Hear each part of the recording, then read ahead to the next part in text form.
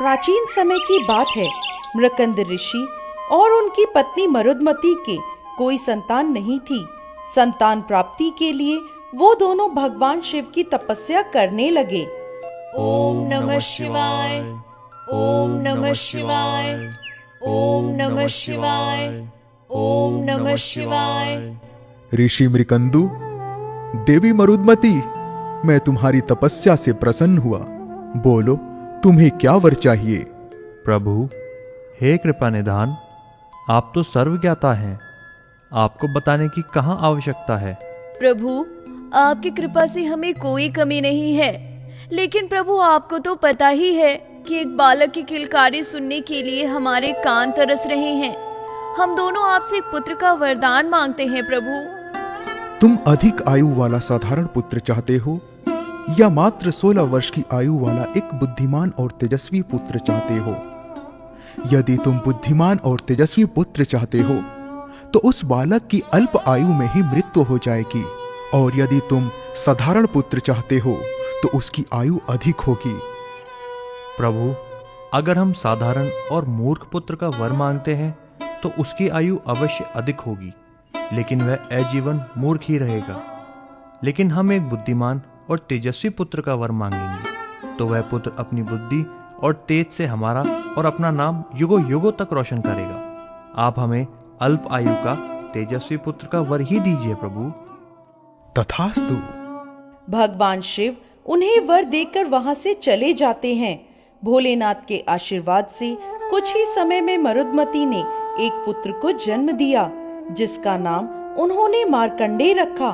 मार्कंडे बहुत सुंदर, बुद्धिमान, दयालु और सभी गुणों से परिपूर्ण थे। मार्कंडे जन्म से ही भोलेनाथ के परम भक्त थे। रोज वह भोलेनाथ की पूजा आराधना करते थे। भगवान शिव के वरदान से मार्कंडे अपनी उम्र से अधिक बुद्धिमान और तेजस्वी थे। उन्होंने अल्पायु में ही सारे ग्रंथ पढ़ लिए थे। भगवान शिव के लिए मार्कंडे की भक्ति की कोई सीमा नहीं थी। अपने पुत्र को इतना बुद्धिमान देखकर ऋषि मृकंद और मरुदमती अत्यंत प्रसन्न रहते थे।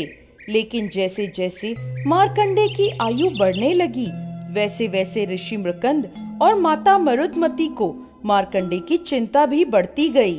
उन्हें पता था कि उनके पुत्र की अल्प आयु में ही मृत्यु हो जाएगी। जब मार्कंडे 16 वर्ष के होने वाले थे तो उनके माता पिता ने उन्हें अपने पास बुलाया। क्या हुआ माता, आप लोग इतने चिंतित क्यों हैं? पुत्र, आज हम तुम्हें एक ऐसा सत्य बताने जा रहे हैं जिस सत्य को हमने हमेशा से तुमसे छिपा कर रखा था। कैसा सत्य माते? मार्कंडे के पूछने पर उनके माता पिता ने उन्हें उनकी मृत्यु के बारे में बता दिया। ओहो माता, आप इतनी सी बात से चिंतित हो? मुझे कुछ नहीं होगा, मैं नहीं मरूंगा। मैं शिवजी की पूजा करूंगा। शिवजी मेरी पुकार अवश्य सुनेंगे, आप चिंता ना करो माँ। इसके बाद मार्कंडे भगवान शिव की पूजा करने लगे। फिर आखिरकार वह दिन आ ही जाता है जब मार्कंडे 16 वर्ष के हो जाते हैं और यमराज उनके प्राण हरने आ पहुँचते हैं। उस समय मार्कंडे शिवलिंग के आगे बैठे भोलेनाथ की आराधना कर रहे होते हैं। यमराज मार्कंडे के पास आते हैं और कहते हैं, हे बालक, चल, तेरा अंतिम समय आ चुका है। यमराज जी, अभी मैं भगवान शिव की पूजा कर रहा हूँ, कृपा करके आप थोड़ी देर प्रतीक्षा कर लीजिए। मूर्ख बालक, क्या मृत्यु भी कभी किसी की प्रतीक्षा करती है? तू चाहे किसी की भी पूजा कर ले, पर यमराज से तेरे प्राण कोई नहीं बचा सकता। ऐसा कहकर यमराज अपने पाश को मार्कंडे के ऊपर फेंकते हैं। अपने ऊपर पाश को आता देख मार्कंडे भोलेनाथ का नाम लेते हुए शिवलिंग से लिपट जाते हैं। ओम नमः शिवाय, ओम नमः शिवाय। ऐसा कहते ही यमराज का पाश एक जगह स्थिर हो जाता है। अरे, ये कौन सी माया है इस बालक के पास जो इसने मेरे पाश का प्रहार रोक दिया? तभी वहाँ भोलेनाथ और माता पार्वती प्रकट हो जाते हैं। माता पार्वती और भोलेनाथ को देखकर यमराज और मार्कंडे उनके चरणों में गिर जाते हैं। यमराज, एक निष्ठापूर्वक शिव की भक्ति करते बालक पर तुम्हारा प्रहार करने का साहस कैसे हुआ? तुम्हें ये नहीं पता चला कि मार्कंडे मेरी शरण में है, मेरी पूजा कर रहा है। तुम अगर काल हो तो मैं महाकाल हूं। क्या तुम ये भूल चुके थे? नहीं प्रभु, मुझे सब ज्ञात है। मैं तो बस अपना कार्य कर रहा था। इस बालक की आयु आज समाप्त हो चुकी है और आपके बनाए नियमानुसार मेरा इस बालक के प्राण हरण करना आवश्यक था। यमराज, हम जानते हैं कि ये आपका कर्तव्य है और आप अपने कर्तव्य का पालन कर रहे हैं, लेकिन आपको ये ज्ञात होना चाहिए कि जो भी मनुष्य मेरी शरण में आता है, जो भी मनुष्य मेरी निस्वार्थ पूजा करता है, तो उसका काल भी बाल बाका नहीं कर सकता।